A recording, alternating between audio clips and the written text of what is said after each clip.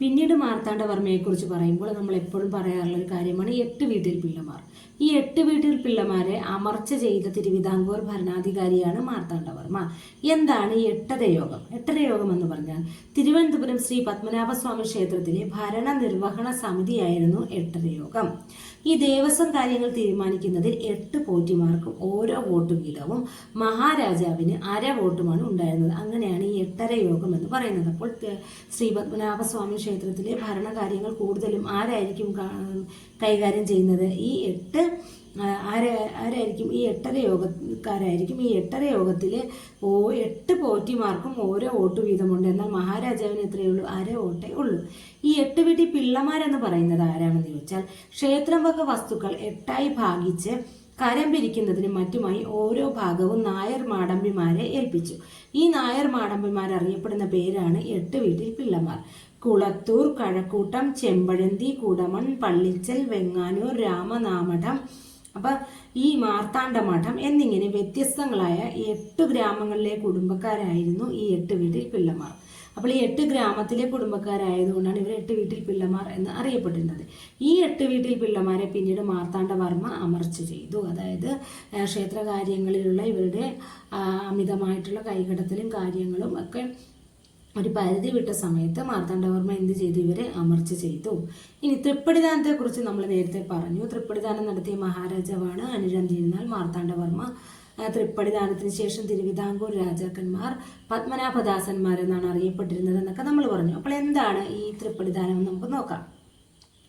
തൃപ്പടിദാനം നടത്തിയ തിരുവിതാംകൂർ ഭരണാധികാരിയാണ് മാർത്താണ്ഡവർമ്മ. അതുപോലെ തന്നെ മാർത്താണ്ഡവർമ്മ തൃപ്പടിദാനം നടത്തിയ വർഷം 1750 ജനുവരി 3-നാണ് അദ്ദേഹം തൃപ്പടിദാനം നടത്തിയത്. ഇനി 1766 രണ്ടാം തൃപ്പടിദാനം നടത്തിയ ഭരണാധികാരിയാണ് ധർമ്മരാജ. അപ്പോൾ ധർമ്മരാജയും എന്ത് നടത്തുന്നുണ്ട്? തൃപ്പടിദാനം നടത്തുന്നുണ്ട്. അത് രണ്ടാം തൃപ്പടിദാനമാണ്. അതിന്റെ വർഷം 1766 ധർമ്മരാജ രണ്ടാം തൃപ്പടിദാനം നടത്തുന്നത്. ഇനി തൃപ്പടിദാനം എന്ന കൃതിയുണ്ട്. അത് രചിച്ചത് ഉമാമഹേശ്വരി. അതായത് ഉത്രാടം തിരുനാൾ മാർത്താണ്ഡവർമ്മയുടെ ജീവചരിത്രമാണ് തൃപ്പടിദാനം എന്ന പേരിൽ അറിയപ്പെടുന്നത്. അപ്പോൾ ഈ തൃപ്പടിദാനം എന്ന കൃതി രചിച്ചത് ആരാന്ന് ചോദിച്ചാൽ ഉമാമഹേശ്വരിയാണ്. അത് ഉത്രാടം തിരുനാൾ മാർത്താണ്ഡവർമ്മയുടെ ജീവചരിത്രമാണ് ഇതിൽ കൂടുതലായിട്ടും വിവരിച്ചിരിക്കുന്നത്.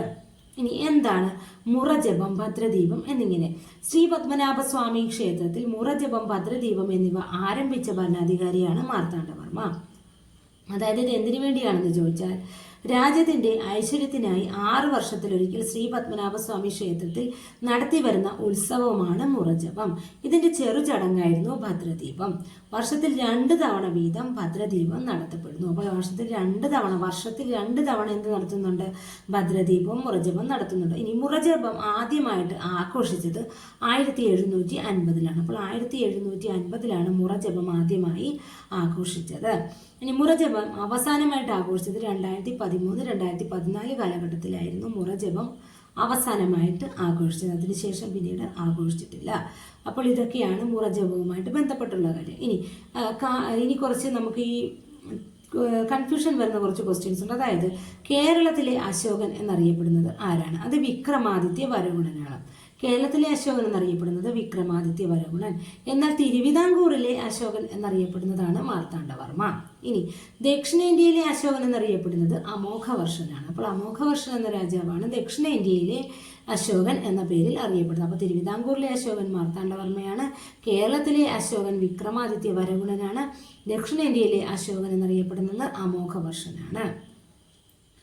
ഇനി മ്യൂറൽ പഗോഡ. എന്താണ് മ്യൂറൽ പഗോഡ? പത്മനാഭസ്വാമി ക്ഷേത്രം പുതുക്കി പണിതത് മാർത്താണ്ഡവർമ്മയാണ്. ഈ പത്മനാഭസ്വാമി ക്ഷേത്രത്തിനെയാണ് നമ്മൾ മ്യൂറൽ പഗോഡ എന്ന പേരിൽ അറിയപ്പെടുന്നത്.